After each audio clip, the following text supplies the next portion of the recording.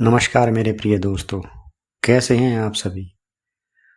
आशा है कि आप और आपका परिवार सतगुरु की कृपा दृष्टि से कुशल मंगल होगा। सबसे पहले मैं जो न्यू सब्सक्राइबर हमारे इस चैनल के द्वारा कबीर जी के दोहों की यात्रा में हमारे साथ शामिल हुए हैं, मैं उनका हार्दिक स्वागत करता हूं। चलिए दोस्तों, आपका ज़्यादा समय न लेते हुए हम आज फिर कबीर जी के मन को अंग से कुछ दोहों को पढ़ते हैं और उनका अर्थ जानने का प्रयास करते हैं और सतगुरु कबीर जी के इन दोहों के ज्ञान के माध्यम से अपने जीव का उद्धार करने का प्रयास करते हैं।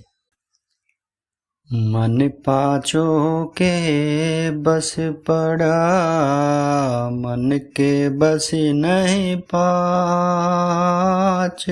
जित देखो तित धो लगी, जित भागो तित आच कबीरा, जित भागो तित आच। कबीर जी इस दोहे के माध्यम से हमें यह संदेश देना चाहते हैं कि मन पांचों ज्ञान इंद्रियों के यानी कान, आंख, नाक, जीवा और त्वचा, इन पांचों के जो अलग अलग विकार हैं उनके अधीन है, परंतु मन इन पांचों को वश में नहीं कर पाता और इनके कहे अनुसार ही अपना यह पूरा जीवन व्यर्थ करके इस संसार से चला जाता है। आगे कबीर जी कहते हैं कि मैं जिधर भी देखता हूँ उधर ही इस संसार में विषय विकारों की और सांसारिक वासनाओं की आग लगी हुई है और अगर इनसे बचने के लिए जिधर भी दौड़ता हूँ वहीं इन विषय विकारों की आग से यह शरीर जलने लगता है, क्योंकि यह पांचों इस मन के वश में नहीं। यह मन में निरंतर अपने अपने स्वादों को पाने के लिए इस मन में उनके प्रति आग लगाकर रखते हैं। मन के मारे बन गए, बन तज बस्ती माही। कहे कबीर क्या कीजिए, यह मन ठहरे नाही कबीरा, यह मन ठहरे नाही।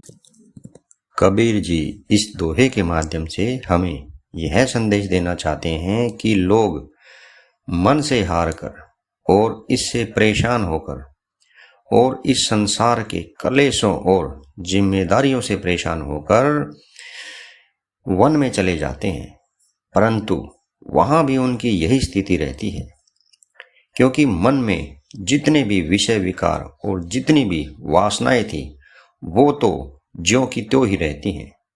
तो इसलिए यह मन वहां भी उनको वैसे ही परेशान करता रहता है। तो फिर से वह जंगल को त्याग कर अपने गांव बस्ती में आ जाता है। आगे कबीर जी कहते हैं कि इस बात का अब क्या करें, ना यह मन संसार में सुख शांति से रहने देता है और ना ही एकांत वन में जाकर इसकी चंचलता खत्म होती है। तो यह मन बहुत ही ज्यादा चंचल और शक्तिशाली है। यह मन कहीं भी स्थिर नहीं रह पाता। इसे केवल और केवल सतगुरु का सतनाम ही वश में कर सकता है।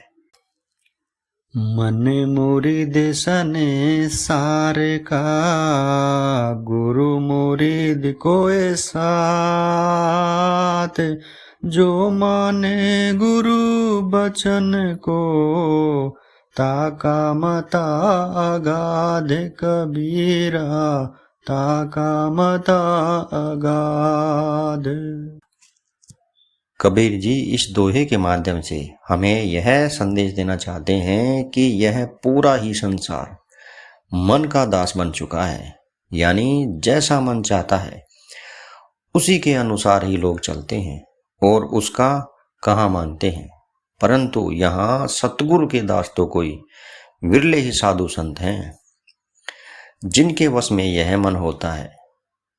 आगे कबीर जी कहते हैं कि जो जन सतगुरु के कहे अनुसार, उनके दिए गए ज्ञान के अनुसार उनके वचनों का अनुसरण करते हैं, उनके मत यानी विचार का परिणाम बहुत ही ज्यादा गंभीर होता है, यानी वह मन के हर दोष और विकारों से बचे रहते हैं। निश्चिंत होय के गुरु भजे, मन में राखे साच, इन पांचों को बसी करे, ताहि न आवे आच कबीरा, ताहि न आवे आच। कबीर जी इस दोहे के माध्यम से हमें यह संदेश देना चाहते हैं कि संसार में जितने भी दुख हैं, जितनी भी चिंताएं हैं, उनको भूलकर और सभी विषय विकारों से दूर होकर हमें निश्चिंत होकर उस सतगुरु का नाम भजना चाहिए और सब कुछ उस परमात्मा पर ही छोड़ देना चाहिए।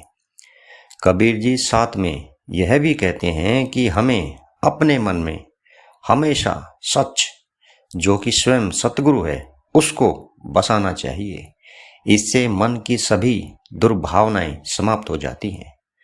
आगे कबीर जी कहते हैं कि जो इन पांचों ज्ञान इंद्रियों और दोषों को अपने वश में कर लेता है, उस जन को कभी भी किसी भी तरह के दुख और संताप की आंच तक नहीं आती है। मन ही को परे मोधिए, मन ही को उपदेश,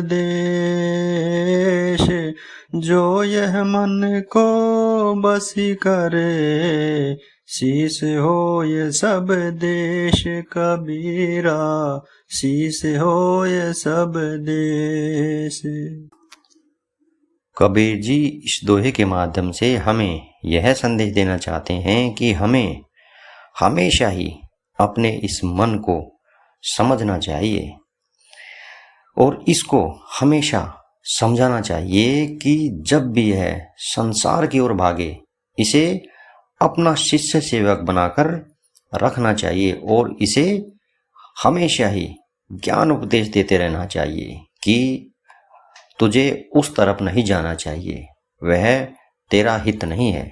उस तरफ अगर तू जाएगा तो सिर्फ और सिर्फ विषय विकारों से लिप्त हो जाएगा और तेरा यह जीवन पूरी तरह से नष्ट हो जाएगा। यानी सबसे पहले किसी दूसरे को समझाने और ज्ञान देने से पहले अपने मन को स्वच्छ और निर्मल बनाकर इसे उस सतगुरु के नाम में लगाना चाहिए। आगे कबीर जी कहते हैं कि जो भी जन इस मन को समझा बुझाकर सतगुरु के ज्ञान से इसे अपने वश में कर लेता है, फिर सारा संसार ही उसका शिष्य हो जाता है। तो दोस्तों, आपको आज का ये मेरा वीडियो कैसा लगा? अगर आपको पसंद आए तो आप इसको प्लीज़ लाइक, शेयर और कमेंट जरूर कीजिएगा। और हाँ दोस्तों, मेरे चैनल को प्लीज़ सब्सक्राइब जरूर कीजिएगा। तो दोस्तों, नेक्स्ट टाइम फिर मिलते हैं कबीर जी के कुछ ऐसे ही अमृतमयी दोहों के साथ। तब तक के लिए आप अपना प्लीज़ ख्याल रखिएगा।